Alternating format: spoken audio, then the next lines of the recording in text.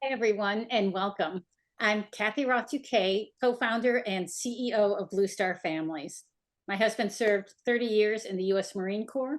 I married him before 9/11, and I went through the arc of the Iraq and Afghanistan wars. And for me and so many of my co-founders and staff members, we're in this because we want to make sure that military life is awesome for families. We need people to serve in our military, and we need the families to thrive while we do that. So at Blue Star Families, we work to make that happen. We work to connect people in the communities where they live through programs, chapters, an online neighborhood, outdoors, culture and book programs, but also through research and also through connecting people to experts who can help us when we really need it. Early in my journey, the world events were often confusing and challenging.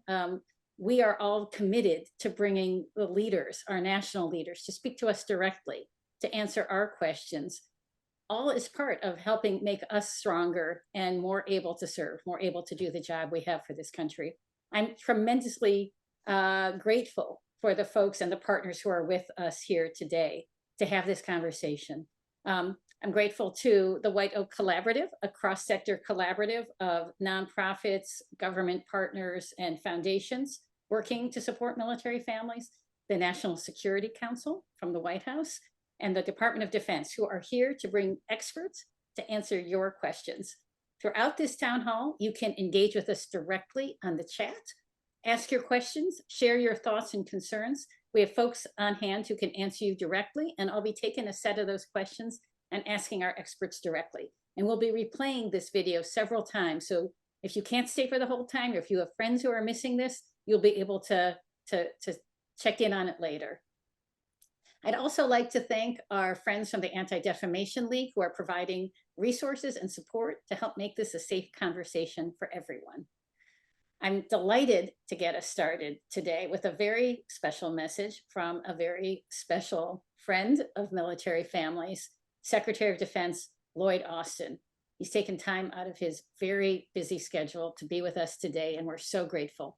Secretary Austin, thank you for joining us. Hello, everyone. I'm Lloyd Austin, the Secretary of Defense. I'm really sorry that we couldn't be together in person today, but I wanted to join you for one simple reason, and that's just to say thanks. You know, we're standing at a hinge in history. And I know that global uncertainty is the theme of this gathering. Yet in times of challenge, the world looks to America. As President Biden says, American leadership is what holds the world together. And that means continuing to strengthen the most powerful and innovative fighting force in the world.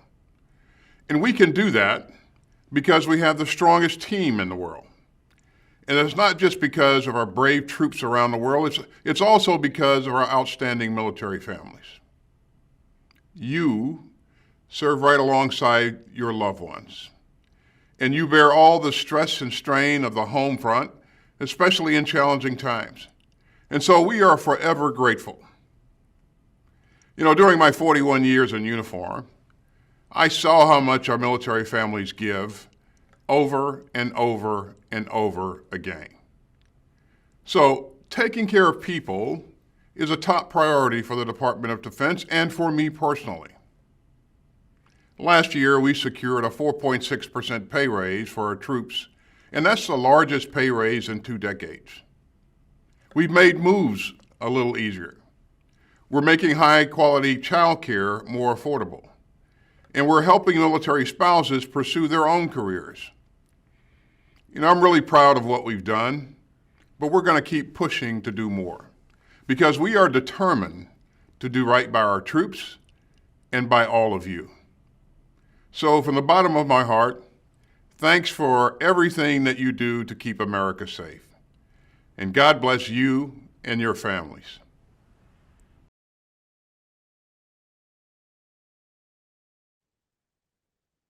Well, thank you, sir. We so appreciate you joining us.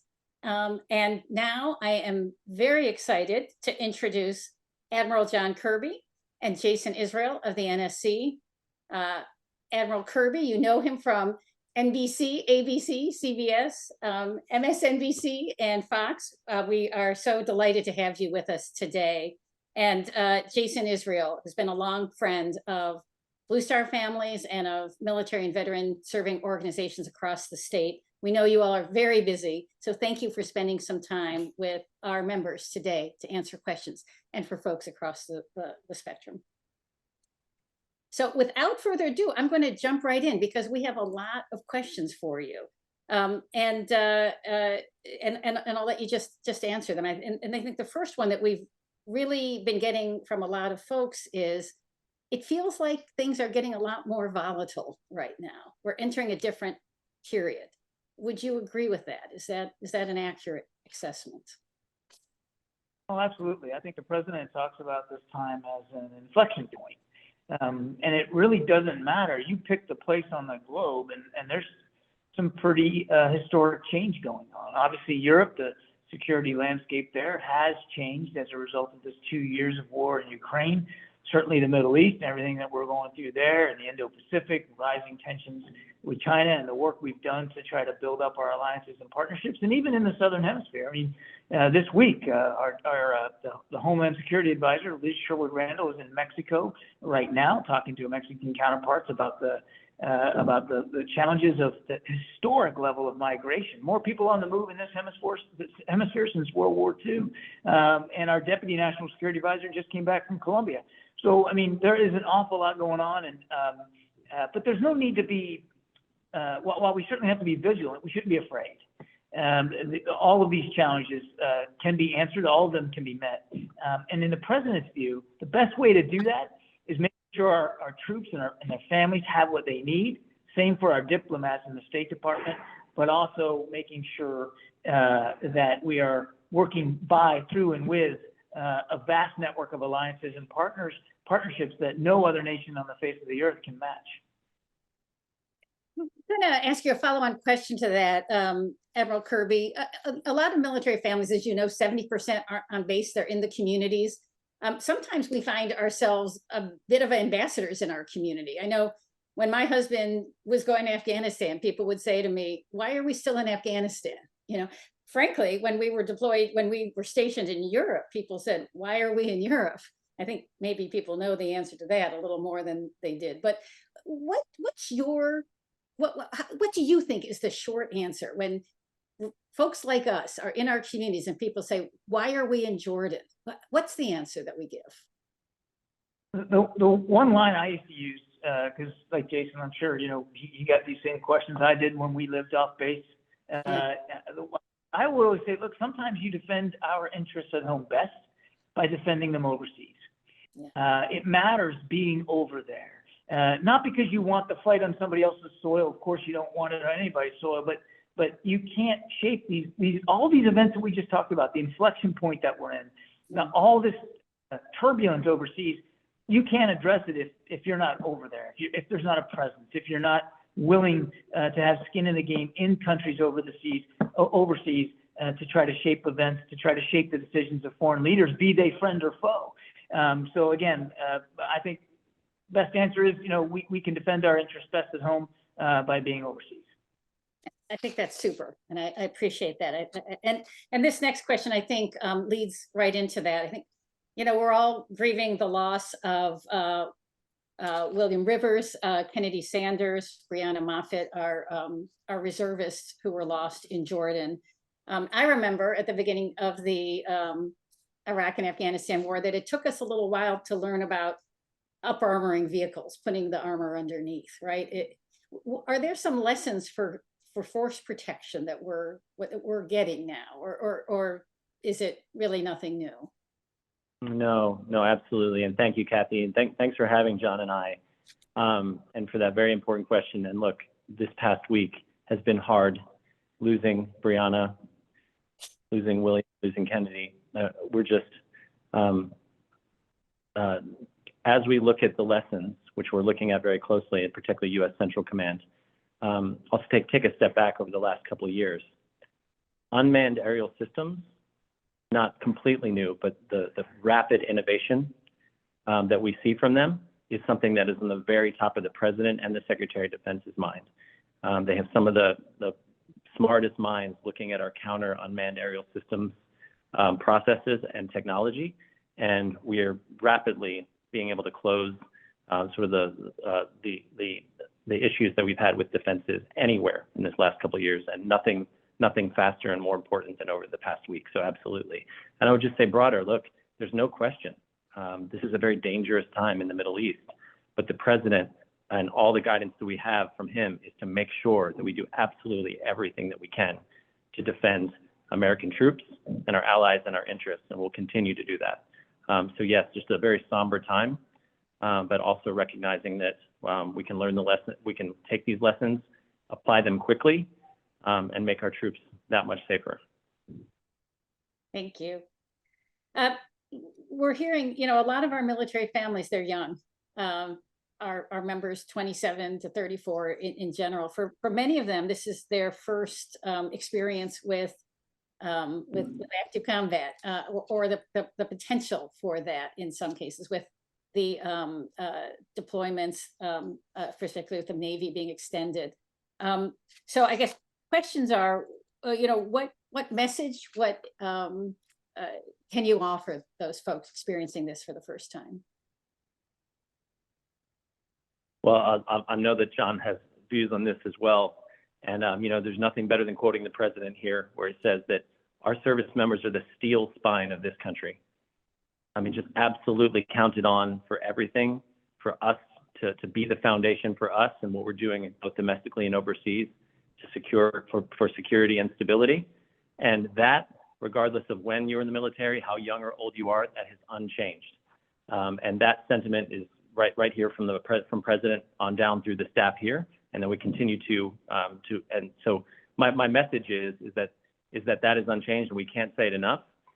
Thank you for being here, because I hope that this message is passed on, that you heard from us here today at the White House, that that's the case, and the president will continue to lead in that way and lead it through us, and even as we have to do it overseas, as we mentioned, in very volatile times, we'll continue to have that mission and have our sacred obligation to take care of our service members and their families. Super. Here's a question about whether we think there are any off-ramps that are going to de-escalate the situation, or what do we see there? Well, obviously, we don't want to see the violence continue. We don't want to see the instability continue in the Middle East. Everything the president has been doing since the 7th of October has really been designed to keep this conflict from spreading, from escalating, from deepening and widening in the region. And so part of that means taking away capability of those who wish us harm, like the Houthis, degrading their ability to launch missiles and drones, taking away capabilities from militia groups in Iraq and Syria that continue to launch rockets and drones at American troops and American facilities. And we believe that by removing that capability, making it harder for these groups to operate and to resource themselves, that could have a significant effect on taking the tensions down. I recognize it doesn't look that way to everybody. When you're launching strikes, it looks like you're escalating. We're actually trying to de-escalate by, again, taking away their capability. And then in terms of the fight between Israel and Hamas, now this is not a war we're in. This is between Israel and Hamas. In addition to making sure that we can continue to help support Israel in their self-defense, and we are also working very, very hard. In fact, Secretary Blinken, the Secretary of State, is in the region. He's going to Israel tonight to talk to Israeli counterparts about trying to get an extended humanitarian pause in place. You might remember back in November, we got about a week-long pause. We were able to get some hostages out. We were able to increase the flow of trucks into Gaza, but it was only for a week. What we're trying to do now is get an extended pause in place for longer than that. That will not only do all those things, get more hostages out, get more aid in, but bring down the level of violence in Gaza. If you're in a humanitarian pause and there's no fighting, then obviously there should be a reduction in civilian casualties and in violence, in the hopes that could lead to a path towards really trying to find a way to bring this thing to a close. So we're working diplomatically, we're working militarily, I would say even economically, additional sanctions on the Houthis and on these militia groups to try to limit their resourcing capabilities. We're really working across the spectrum to try to restore a sense of security and stability throughout the region. I'm not going to be Pollyannish. It's going to be hard work. We're not there yet. We have a serious proposal, for instance, and for a humanitarian pause, but it's in Hamas's hands right now. We have to see whether they'll go for it or not. But it's a very serious proposal. It could be very significant. Does some of the challenges that are happening domestically around continuing resolutions in the budget, how does this affect our troops? How does this affect our planning and our ability to help us execute what we want to do overseas? Well, one of the best things that Congress can do for us right now and for national security is to provide appropriation and the supplemental that have been proposed. So much strategic planning and national security policymaking have gone into those packages and into that budget. I mean, the appropriation for this year began 2 years ago. Really thinking through what is it that we need for the next 5 years as each defense budget looks out at the next 5 years. All of that planning is at risk right now. And so it ends up putting us in a responsive mode, in sort of in a crisis response mode, than actually putting us in the proactive strategic place where we like to be. So we just are really pushing every day to try to work with Congress to find a solution to the impasse right now that's keeping us from getting that appropriation and from that supplemental funding. So extremely important. Yeah, thank you. I have a related question about if the current domestic political climate affects the process of dealing with global events, and how can military families navigate some of those domestic issues? Well, I know that one particular issue is that politics should be separate from our military and our military families. And we work every day to try to make that the case. We shouldn't politicize our military families. And that means when we have a sacred obligation to make sure that our military and our military families have the absolute best that we can provide for them for the mission that they serve, that we have to continue to provide that. There have been instances over the past year. Senator Tuberville's holds on 425 highly qualified patriotic military leaders from being promoted stands out to me. I'm very glad that that ended in the way that it did, not only for the promotions that occurred, but also to just show any future senator or other politician or public leader that might try to put our military in the target of politics like that was a pointless demonstration, and showed that those political tactics don't work, and that hopefully we can get back on track to just removing politics from our military families. And Jason, I really appreciate how much you helped us with our fight against that Tuberville hold, because that was really distressful to our community. Well, Kathy, I have to say, waking up in the morning and being able to look at what the surveys that you provided and really learned about those stories about how it really affected military families and not just those that were being held up for promotion, helped us. It both inspired us every day to continue working to get through it, but it also informed us about impacts that we hadn't even thought of before. So thank you to you and your organization for that work. Well, and just to reinforce you guys showing up here today, what we find is that it affects people's morale a lot if they feel that their civilian leaders understand what they're going through. And I think one of the challenges about the hold for so many military families is it felt like that leadership was really out of touch with what this meant. For actually people doing their jobs. You need to have a CO on top of the chart, and to not have one affects everyone's job going on down. And Kathy, I'm sorry, I'll just have to mention this one more time. Because it ended does not mean that the ripple effect hasn't ended, right? We're still seeing some of those promotions that were delayed, and that delays further, and it'll be really a few years before we really get out of that. So just another reason why it can't happen again. Yes. Here's a question from an active duty military spouse from Ohio who is asking a more granular question. Will DoD initiate any travel advisories for military families traveling to or from countries in the Middle East? And this might particularly affect some families who have in the past deployed together in the Middle East. What are your thoughts or expectations there? Well, I think, and I hope apologize, this might come across as a non-answer, but I do know that our State Department guidance and our Department of Defense foreign clearance guide are continuously updated based on the threat. So we sort of purposefully here try not to provide that advice, but I can direct you to those resources. because they are regularly informed by the current threat and the current recommendations by the professionals in overseas security. Yes, and we'll put them in the chat. And then I think the other thing we can put in the chat is it's a good idea for people to register. If you're overseas, register with the State Department, even if you're just visiting, so they can get through to you.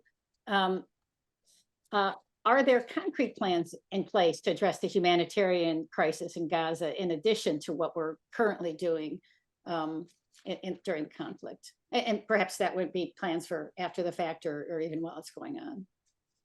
Yeah, absolutely. I mean, almost since the beginning of the conflict, the United States has been literally leading the world in terms of trying to make sure we get humanitarian assistance into the people of Gaza. It was through President Biden's urging and leadership that we were able to get the Rafah crossing, which is that crossing into Egypt from southern Gaza open, and then later the Kerem Shalom crossing, which is in southern Israel into Gaza.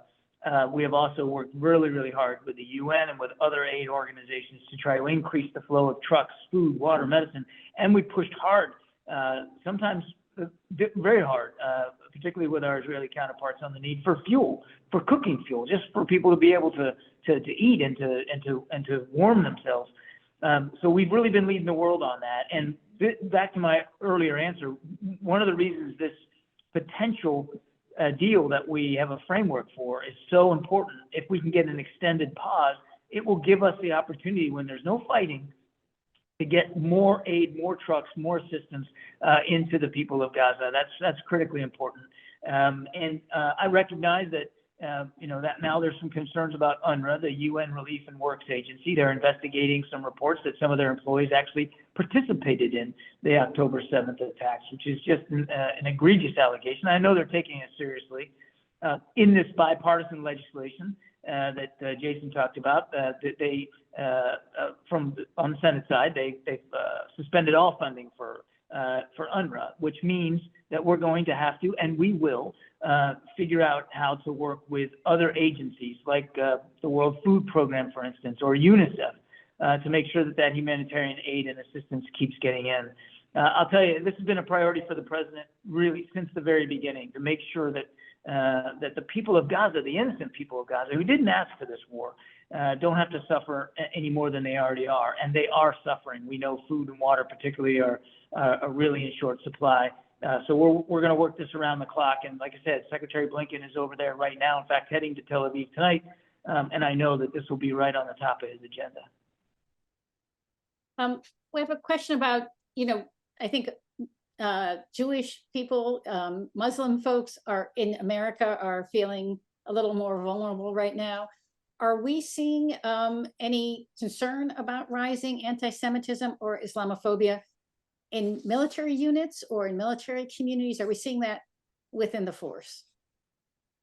Well, Kathy, I think that we all can say when early October, when this happened, we did see a rise across the board, across society, within the military and otherwise, where there were very, very strong emotions and feelings that came out both in Islamophobia and also anti-Semitism.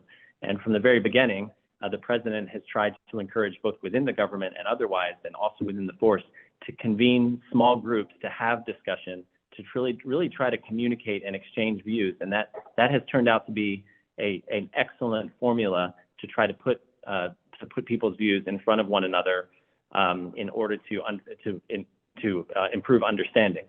At the same time, we've also created formal studies here at the White House, both with a effort to create a national strategy for countering Islamophobia. And in May of 2023, last year, the administration released its first ever U.S. national strategy to counter anti-Semitism.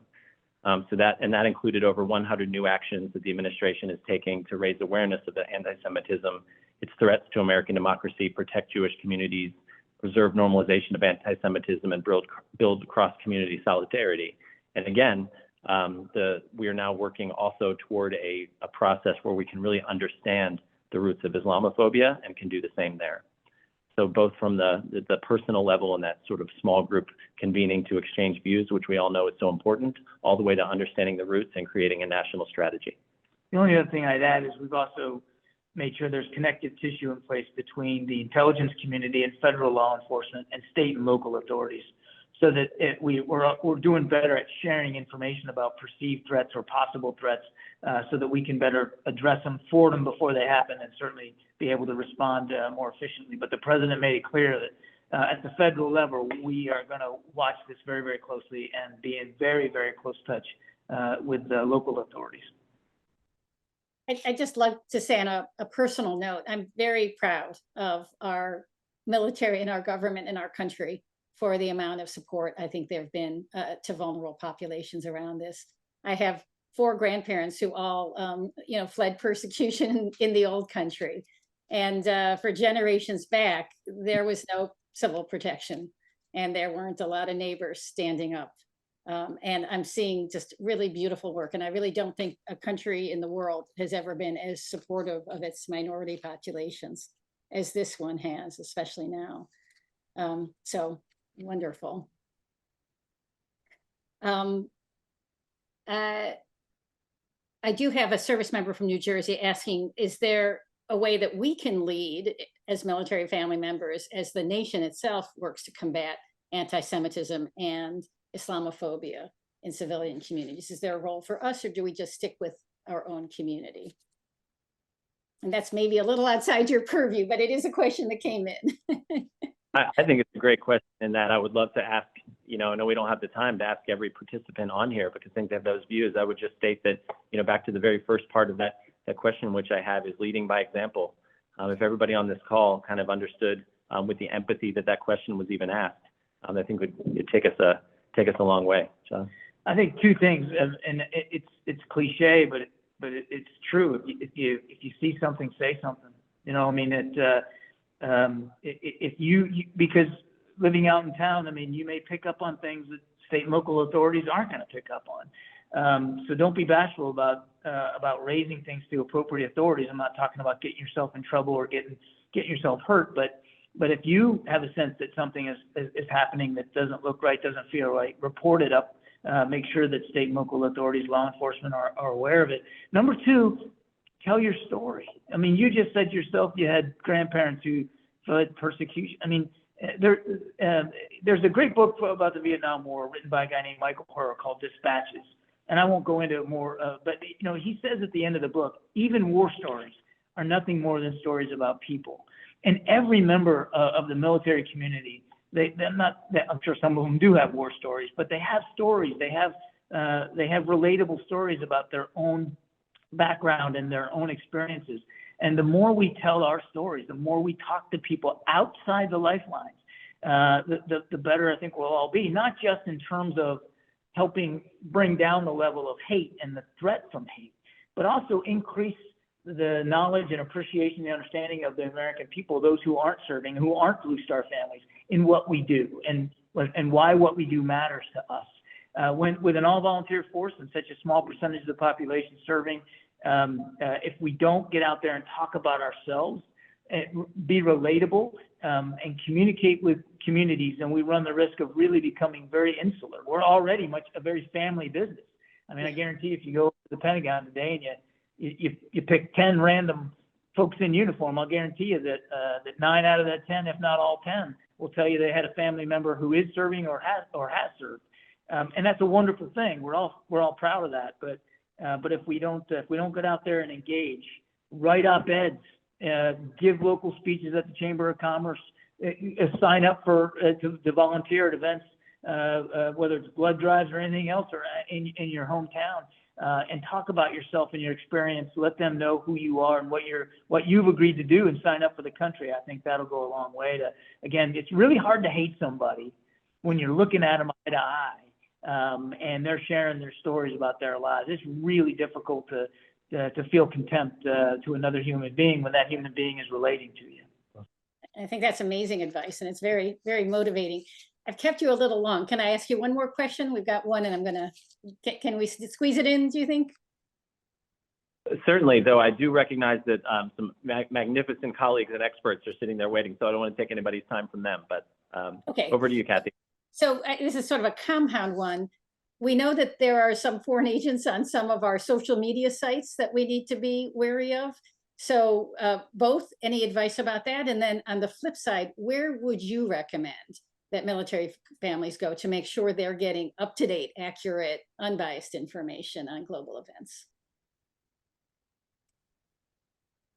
Well, I certainly think that the original, even though social media has progressed, how difficult it may be sometimes to find things that are unbiased, going back to questioning what it is that you see and trying to go back to the source and back to the resource as much as you can, even though there are times when you only see 2 or 3 sentences, whether it's something that you just see online quickly, is to go back and find out what is, find a source where that original information came from. And then, of course, we try to proactively provide as much as we can about actual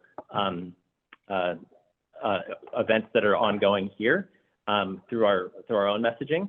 And then if you're looking for things that are bipartisan, we also officially have the Congressional Research Service, which is founded and is bipartisan and provides a unbiased report online on multiple issues.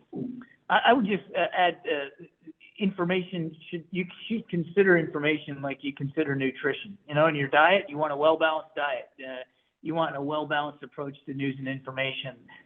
It requires a little bit more energy to go out and look for things, to go visit sites or to subscribe to services. I get that, but that's probably the best way to get accurate, contextual news and information about what's going on in the world, rather than if you're just getting stuff fed to you on an algorithm that's set up on your social media, you're likely just going to hear the same voices over and over again, and you're going to probably shut down opportunities to really expand yourself and your view. So I would say be very balanced in how you're receiving news and information by actually physically going out there and looking at it, and going to reputable news sites that have legitimate reputations and strong editorial processes in place to fact check and to make sure that the reporting is appropriately contextual. And the last thing I'll say on this is, if a headline has an exclamation point in it, if a headline makes you angry or fearful or scared or nervous, it's almost always going to be disinformation. What people that propagate bad information on purpose do, they take a fact and they wrap it around with a bunch of junk, and there may be a kernel of truth to it, but they try to get your attention to it by some sort of inflammatory language. So, boy, if you're looking at a headline and it's triggering emotion in you, you ought to be skeptical, because that's probably exactly what they're trying to get you to do. That's maybe Kat, close by saying I can't recommend enough the next 2 folks that you have on, Laura and Dan, when it comes to up-to-date, accurate information. So I really, really appreciate the time that you've had for John and I. Thanks. We're so grateful that you came with us live today. We really appreciate it. And thank you and good luck with the rest of your day. All right. Awesome advice. Stuff to take very much to heart. And things we'll be sharing. I'm now very delighted to introduce Laura Cooper, who's the Deputy Assistant Secretary of Defense for Russia, Ukraine, and Eurasia. So we have a real expert there to speak to us. And Daniel Shapiro, equally Deputy Assistant Secretary of Defense for the Middle East Policy. It's a real honor to have you both with us today. Thank you. Thanks. Great to be with you. Thank you so much. It's really an honor. Super. I'm going to dive right in because we don't have that much time, and we got a lot of questions, if that's okay. And this first one I'm really pleased with, because it's about the national security strategy. Not everyone knows that the United States publishes a national security strategy regularly, and I think that's a fantastic thing. It's transparent. Anyone can see it. We'll even put the link in the chat so people can look it up. How does the existing national security strategy shape what we're doing now from the DoD's perspective? Thank you so much, Kathy. I'll kick it off and speak from a kind of a Russia standpoint, sharing my perspective from my perch in the Defense Department, and then I'm sure Dan will have a perspective to offer from the Middle East. I actually would hearken back to something that John Kirby said about how American security and prosperity at home oftentimes begins overseas. It begins abroad. And really, when you look at what I'm focused on day to day, it's all about supporting our Ukrainian partners to defend their country from Russian aggression. And it's important to think about that defense against Russia as not just a defense in support of Ukrainian freedom, but it's really about our freedom. It's about our prosperity.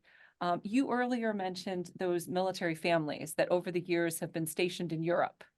Yeah. And I think today, I think in particular about our forces stationed on NATO's eastern flank. And they are there to support our allies in defending themselves should they face Russian aggression in the future. And I will tell you that all of our NATO allies on the eastern flank are concerned that if we don't enable the Ukrainians to stop Russia and defend against aggression, that we will face this threat in a much more direct and much more costly way, including the threat to American lives. So this is really a fundamental challenge and the very embodiment of our strategy, but it also has a global dimension. And as we empower the Ukrainians with US equipment and allied equipment to defend themselves, they're also sending a signal to other dictators around the world. They're telling Putin, you can't redraw boundaries by force, but they're also saying the same thing to any other dictator who might take the signal of weakness if we do not show resolve. But then the third piece that goes back to that prosperity at home aspect that I think is really important and oftentimes gets lost in investing in Ukraine, how we're doing it by investing in US defense industry, by actually restarting production of ammunition factories that really had largely gone dormant. We're investing in our own military readiness.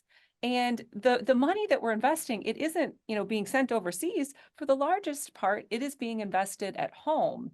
And by giving Ukraine our equipment, but backfilling it using money that the Congress has appropriated in the past, we're enabling our own military to be able to be ready to fight wherever they need to around the world. And that really does underscore why it is so important for the Congress to enact our supplemental request.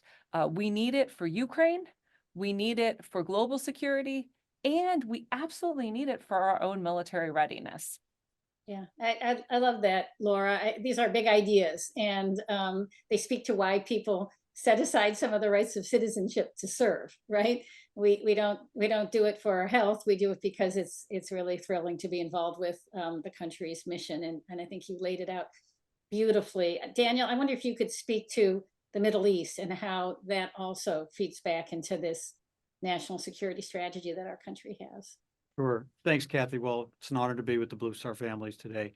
When we look at the Middle East, we're looking at a region that has been a source of conflict, obviously internal conflict, but also a source of threat to the United States and to our interests and our allies around the world.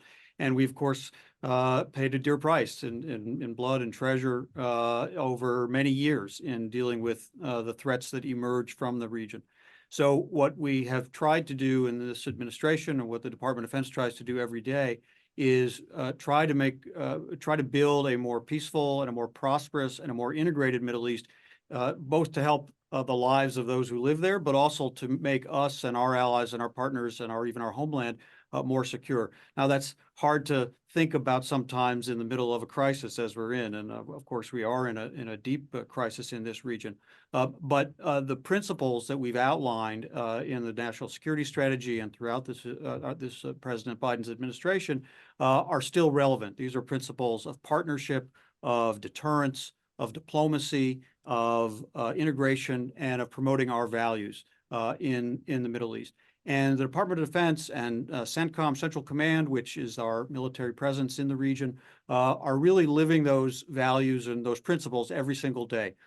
We are the partner of choice for many of the countries in the region. We have close partnerships with Israel, close partnerships with Jordan and Egypt, close partnerships with many of our Gulf state partners as well, all of whom look to the United States as their ally and as their the party that helps defend them, helps ensure their own capability to defend themselves. Deterrence, which goes without saying, that our presence in the region, and when we need to, we surge that presence as we have done during this crisis with 2 carrier groups and with many other assets, also keeps certain threats at bay. Diplomacy, our citizen soldiers are also some of the best diplomats I've ever seen. From the commander of Central Command down through the ranks and in our defense attaché offices at every embassy. They're connecting with people. They're telling our story. They're sharing our values. Our values are of democracy, of human rights, of the value of every life, and our obligation to protect every life, including people exposed to conflict, civilians who are, of course, shouldn't be drawn into that. And then, of course, integration. And this is really where I think we have the biggest opportunity. And we see it even during this crisis.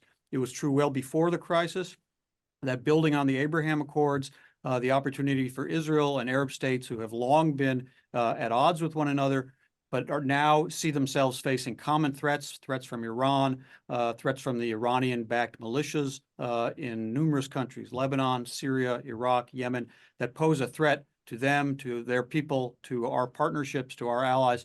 They want to work together, and CENTCOM is the integrator.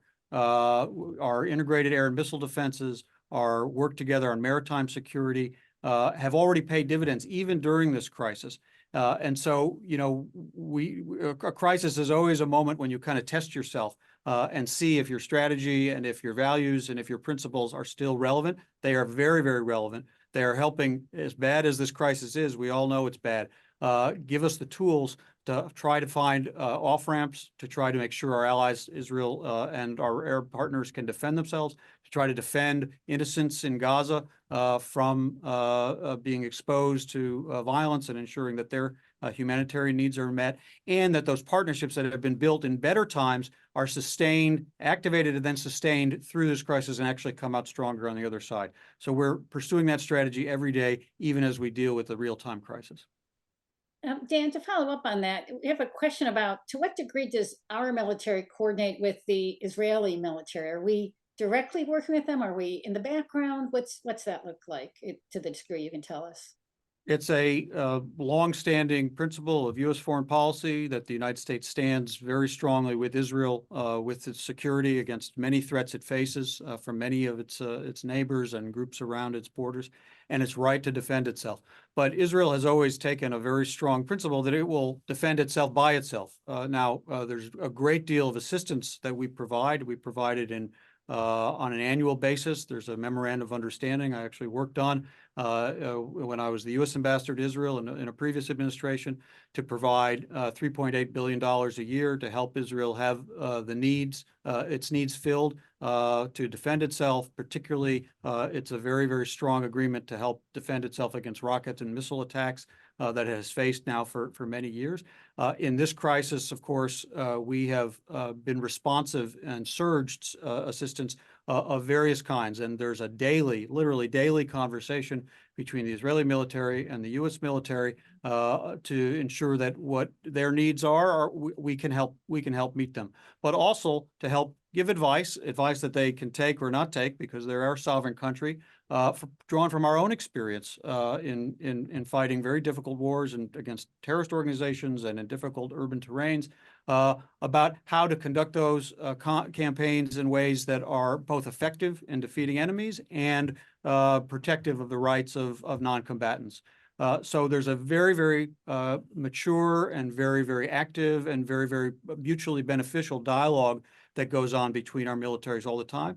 And we're standing with them, our democratic ally, as they fight for their security.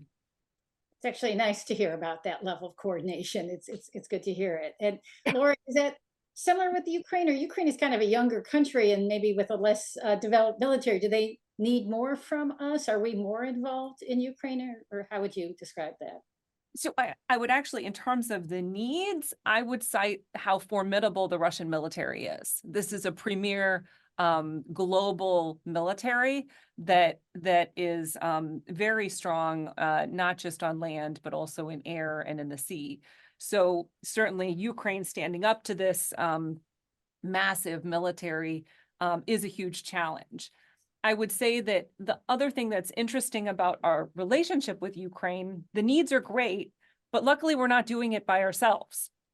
So I think there's a bit of a myth out there that the United States is providing most of the assistance. That is far from true. The United States assistance is essential. It is an absolute requirement, and Ukraine cannot survive without the passage of the supplemental. But we're just one of many. So if you look at percentage of GDP for security assistance, and you line up all the countries, we're number 16. We've got a lot of European allies and others who are ahead of us in providing more as a percentage of their economic strength to Ukraine. But in terms of the people-to-people dimension, it really is striking how much the Ukrainians rely on us and value our advice and what we have to offer. And it goes back to 2014 when Ukraine was first invaded by Russia. And at that time, Russia remained in the far east of the country, and we set up a training program in Western Ukraine. Again, we weren't alone. We had allies who joined us, but we started training their forces, and some of the skills and the approaches that we trained them on way back in 2015, 2016 are really some of the skills that enabled their success on the battlefield after Russia's full-scale invasion in 2022. But that wouldn't have been possible if we hadn't started that. And just like Dan was saying with the Israelis, where there's this constant communication, we really do have a very constant communication with the Ukrainians. I had a long conversation with my Ukrainian counterparts this morning. Secretary Austin talks to his Minister of Defense counterpart extremely frequently, and our militaries are working together constantly. And then today, although we don't have training inside of Ukraine, we are concerned about force protection risks to U.S. Service members. We have an incredibly robust training program all around Europe. Our forces are concentrated at Grafenwehr in Germany, training the Ukrainians, but several, actually I would say a half a dozen European allies are hosting training in their countries. So that's another unique aspect of this. We had 500,000 US troops in Europe, right, in the middle of the 20th century. And we've steadily been drawing down. I think everyone thought had seen such a great success arc there. Do we think that with what's going on now that might change? Might we see more US presence and even families in Europe? Well, my greatest fear is that we will not resource this mission. And right now the Ukrainians are the ones doing the fighting. And the cost to the US taxpayer is fairly minimal compared to what would happen if the Ukrainians can no longer defend themselves. And so I can't even contemplate what that force posture would look like, what the requirements would be. But I can certainly imagine that our allies would be asking for considerably more support. And we would have some really tough choices. Yeah. I think it's outside of the scope of what we were talking about, but Blue Star families were active duty Guard and Reserve, and I believe about 40% of our deployed folks are Guard and Reserve. So that's really an impact on the state and how I think states need to support their military families outside of what DoD can perhaps do, because we're looking at that kind of a tempo into the future. Absolutely. Dan, in terms of the Middle East, do you see how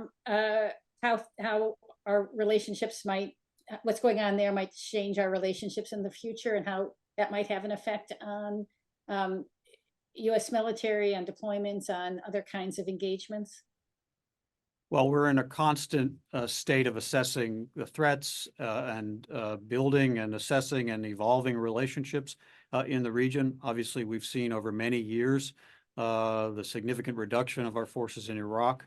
We maintain a presence in Iraq as part of Operation Inherent Resolve to work with our Iraqi partners to ensure the enduring defeat of ISIS.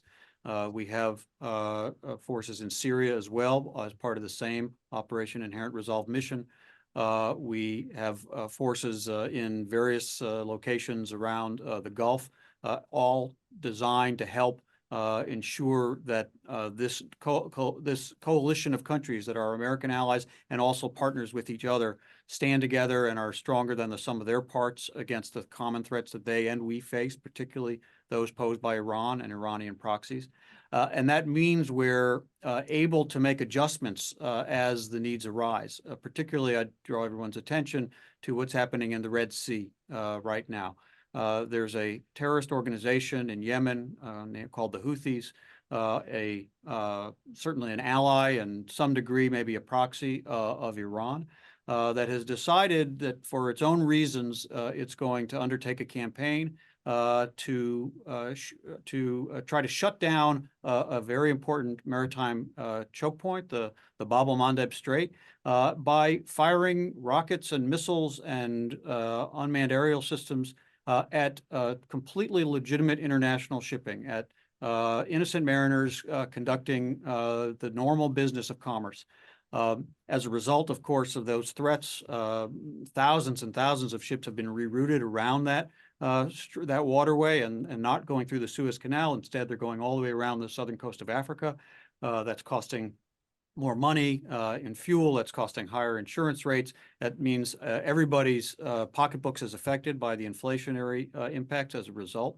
But for the fundamental freedom of navigation principle that the international world has, that the international community has relied on for centuries, is being put at risk by an organization trying to pursue its own agenda. It's unacceptable. And so somebody has to lead the effort to demonstrate that that is not going to be allowed. Obviously, we are the leader and the integrator of that coalition, but it is a coalition. We've brought together partners both from the region and numerous other countries from Europe and from Asia and Africa, even Latin America, as our partners in a defensive mission called Operation Prosperity Guardian. That is escorting ships through that waterway. And then as necessary, we and another coalition have undertaken strikes to try to degrade the Houthis' capability to fire these threatening weapons at, again, at very international, very legitimate international commercial vessels. This isn't automatic. It doesn't fix itself in one shot.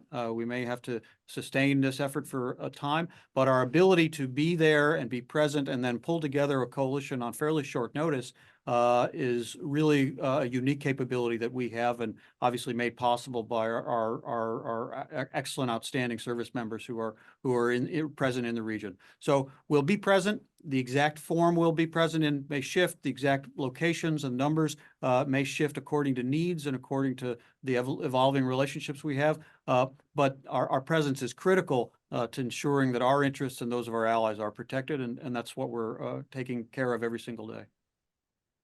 Well, I have to say, this has really been an incredibly illuminating conversation. And I think it's really helpful to frame out exactly what we mean when the Secretary of Defense says we're in a hinge in history, when Admiral Kirby says we're at an inflection point. I think it's helpful for us as military family members to understand that this is what's behind that, and this is what the stakes are, and that the challenges that we're facing, they exist for a reason.